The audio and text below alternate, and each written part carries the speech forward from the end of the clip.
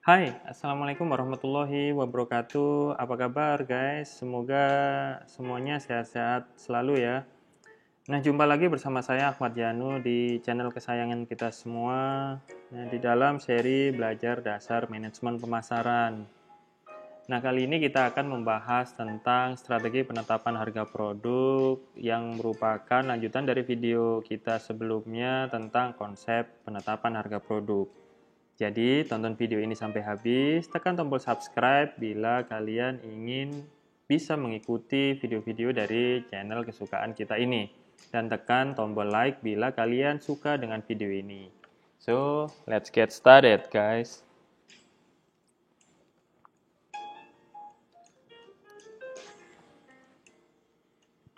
Oke, tujuan pembahasan kita kali ini adalah untuk membahas sekaligus membandingkan strategi-strategi penetapan harga pada berbagai bauran produk. Nah, seperti yang kita ketahui bersama bahwa strategi penetapan harga produk itu tentu sering harus diubah jika produk tersebut menjadi bagian dari sebuah varian produk atau bauran produk. Nah, dalam kasus tersebut, perusahaan mencari seperangkat harga yang memaksimalkan laba dari bauran produk secara keseluruhan. Nah, penetapan harga itu menjadi terasa sulit karena beragam produk tersebut memiliki biaya-biaya dan permintaan masing-masing, sekaligus menghadapi derajat persaingan yang tentu berbeda-beda. Nah, sebelum kita masuk lebih lanjut, coba jawab pertanyaan hari ini atau question of the day hari ini, question of the day, dan jawab di kolom komentar. Nah, bagaimanakah perusahaan harus menyikapi strategi perang harga yang dilakukan oleh pesaing? Nah, coba sampaikan pendapat kalian, jawaban kalian, dan tuliskan di kolom komentar. Nah, kita kembali lagi. Sebetulnya terdapat beberapa strategi harga yang lazim digunakan dalam kaitan dengan penetapan harga. Yang pertama adalah penetapan harga lini produk, yang kedua adalah penetapan harga pilihan, yang ketiga adalah penetapan harga produk kaptif, dan yang keempat adalah penetapan harga produk sampingan. Nah, yang terakhir yang dicatat dalam video ini adalah penetapan harga produk gabungan. Nah, kita bahas satu per satu ya. Nah, untuk penetapan harga lini produk, itu merupakan kegiatan untuk menetapkan tingkatan harga di antara berbagai produk dalam sebuah lini produk, di mana harga didasarkan pada perbedaan-perbedaan biaya di antara produk-produk tersebut. Nah, produk dalam lini produk memiliki jenis yang berbeda, sehingga dalam pembuatannya itu bisa menghasilkan biaya yang berbeda juga. Evaluasi pelanggan terhadap fitur-fitur yang berbeda-beda juga bisa menjadi pertimbangan dalam penetapan harga lini produk. Nah, produk dengan fitur yang populer dan banyak dicari tentu berbeda harganya dengan yang kurang dicari, meskipun biaya pembuatannya sama. Nah, harga produk lini juga bisa mempertimbangkan harga-harga produk yang sama dari para pesaing. Penjualan telepon seluler misalnya dengan berbagai model dan fitur yang beragam, pakaian sekaligus sepatu misalnya sering juga menggunakan harga produk lini. Nah, pembeli akan membayar berdasarkan harga masing-masing item produk.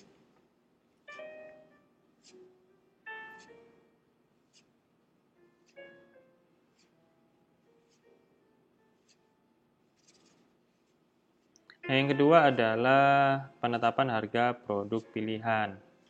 Nah, penetapan ini dilakukan di mana besarnya harga didasarkan pada kombinasi produk tambahan atau produk aksesori yang menyertai produk utama. Nah, dalam hal ini terdapat produk utama, yaitu produk keseluruhan standar dan produk tambahan sebagai tambahan pada produk standar. Nah, pembeli bisa memilih apakah membeli produk standar saja atau ditambah dengan aksesori tertentu, di mana tambahan aksesori itu bisa menambah biaya. Nah, membeli misalnya mobil itu tentu ada komponen produk standar dengan harga tertentu dan konsumen ini bisa menambah aksesori tambahan pada mobil tersebut. Yang selanjutnya keduanya akan ditentukan harganya. Nah, pembelian komputer misalnya atau laptop di mana ada produk standar dan pembeli mungkin menambahkan misalnya printer atau scanner atau some kind of sound system. Nah, di mana tambahan-tambahan itu juga akan menambah harga produk. Nah, yang selanjutnya adalah penetapan harga produk kaptif. Nah, penetapan harga produk kaptif ini adalah upaya untuk menetapkan harga bagi produk-produk yang harus digunakan bersama produk utama. Hubungan antar produk bersifat komplementer, di mana tidak bisa digunakan jika produk yang satunya tidak ada. Nah, seseorang harus konsumen ini harus bisa membeli produk utamanya dan produk komplemennya. Nah, komplemen produk itu bukan hanya bersifat aksesoris, namun juga bersifat fungsional. Contoh penetapan harga ini adalah seperti pada harga misalnya sepeda motor dan helm dan sebagainya. Misalnya juga uang kuliah juga, misalnya uang kuliah yang membedakan antara uang kuliah pokok yang dibayar setiap semester dan uang SKS. Terus kemudian ada juga misalnya telepon seluler dengan headsetnya.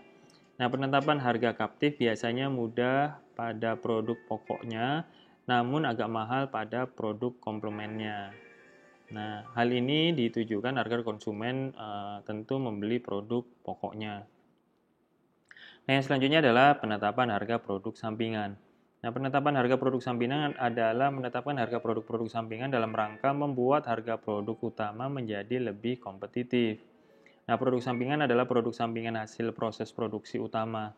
Penetapan harga produk sampingan biasanya berpedoman pada harga tertentu sehingga harga menjadi lebih tinggi daripada biaya menyimpan dan mengirimkan produk sampingan tersebut.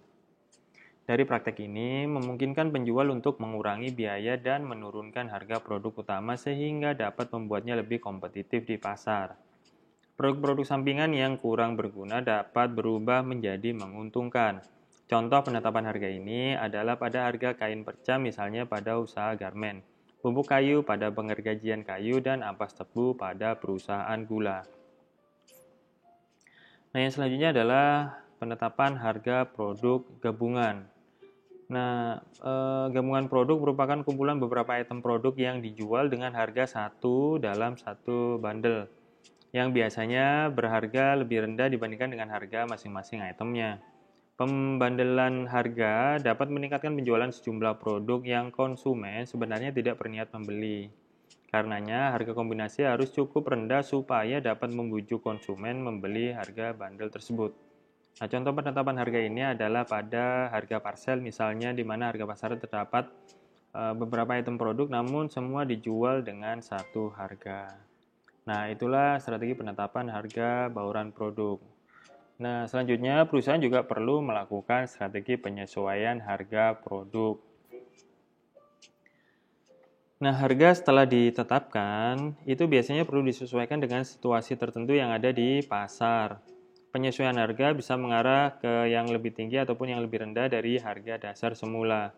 Nah, situasi yang membuat pemasar perlu menyesuaikan harga antara lain karena perbedaan jumlah pembelian, perbedaan pembeli, kemudian perbedaan tempat penjualan, atau karena pemasar ingin memanfaatkan situasi yang menguntungkan dalam penjualan.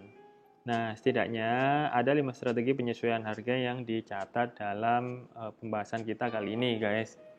Yang pertama adalah strategi penetapan harga diskon, lalu harga segmentasi, harga promosi, harga psikologis, harga geografis, dan harga internasional.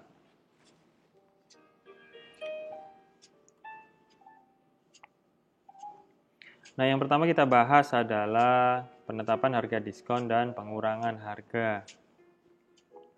Nah, perusahaan dapat menyesuaikan harga dasar mereka untuk memberikan penghargaan kepada pelanggan karena prestasi tertentu yang telah dicapai, seperti pembayaran tagihan lebih awal, jumlah pembelian yang lebih besar, dan pembelian di luar musim.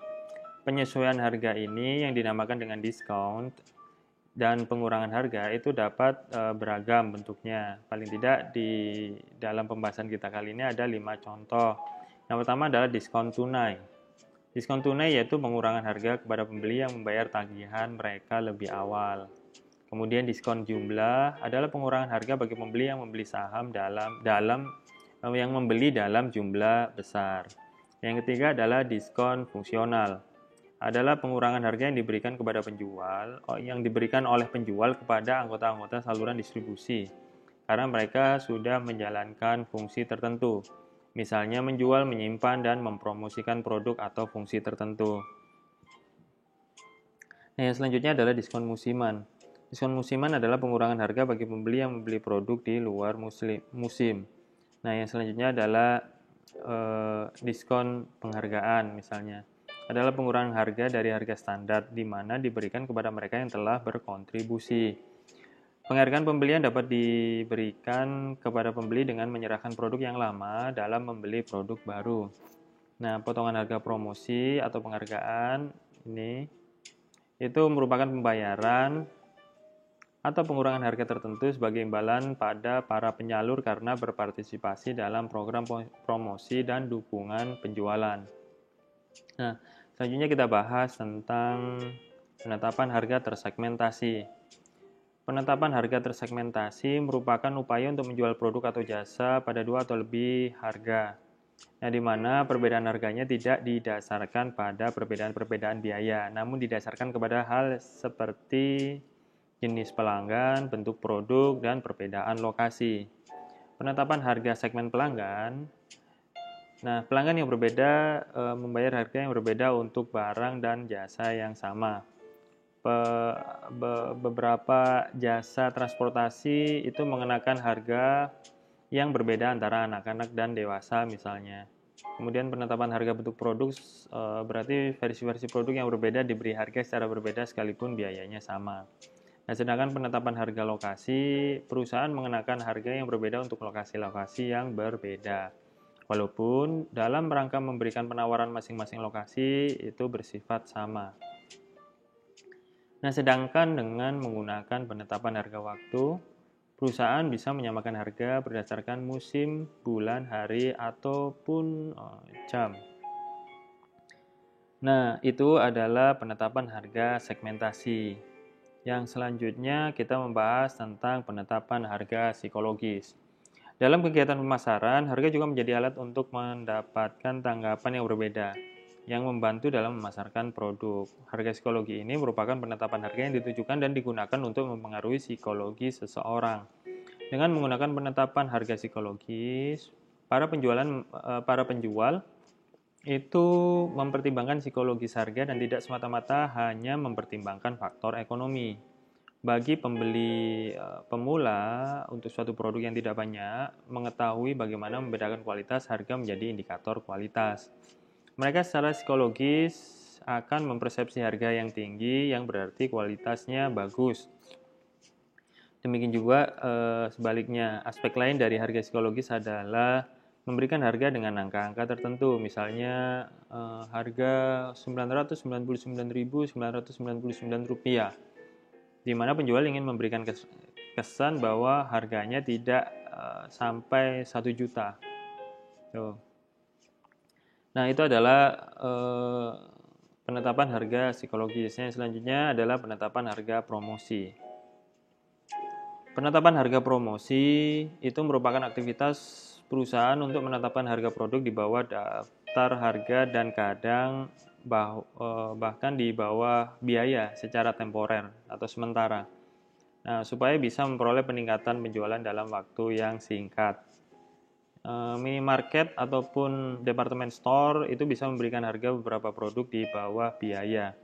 Ya, hal ini bertujuan untuk menarik pelanggan datang ke toko dengan harapan bahwa mereka bisa membeli produk yang lain dengan persentase yang memiliki laba yang normal. Nah, peristiwa khusus pada musim tertentu itu juga bisa dimanfaatkan untuk meraih lebih banyak pelanggan, seperti di saat menjelang hari raya keagamaan atau tahun baru. Banyak toko yang memberikan semacam diskon atau potongan harga. Nah, bentuk penawaran lain yang termasuk dalam penetapan harga promosi adalah seperti pembiayaan pembelian dengan bunga rendah, garansi yang lebih lama, atau perawatan. Namun begitu, kalau dipakai terlalu sering dan ditiru oleh pesaing, maka harga promosi dapat menciptakan pelanggan yang cenderung membeli kalau ada promosi, yang menunggu sampai produk dijual obral sebelum membeli produk tersebut. Nah, itu memang memiliki kelebihan dan kekurangannya. Nah, yang selanjutnya adalah penetapan harga geografis. Tentu perusahaan perlu memutuskan cara untuk menetapkan harga bagi pelanggan yang memiliki lokasi yang berbeda, karena ini mengandung biaya distribusi yang juga berbeda. Nah, yang terakhir adalah penentuan harga internasional. Nah, penentuan harga internasional ini merupakan harga yang ditetapkan untuk berlaku di banyak negara. Dalam kaitan dengan harga internasional, harga produk itu tentu bergantung pada beberapa faktor, yaitu kondisi perekonomian, situasi persaingan, hukum dan peraturan, serta kemajuan sistem perdagangan besar dan eceran. Nah, pemasar juga perlu menyesuaikan berbagai macam faktor tersebut agar memperoleh harga yang sesuai dengan negara-negara di mana produk tersebut dipasarkan. Nah, itu tadi setidaknya ada 6 strategi penyesuaian harga produk yang bisa kita ketahui bersama. Nah, selanjutnya adalah question of the day number 2. Nah, dari strategi penyesuaian harga produk itu, strategi manakah yang paling relevan untuk dijalankan oleh perusahaan dalam perkembangan persaingan pasar saat ini? Dan kenapa hal itu terjadi? Nah, sampaikan pendapat kalian dan tuliskan pendapat kalian itu di dalam kolom komentar.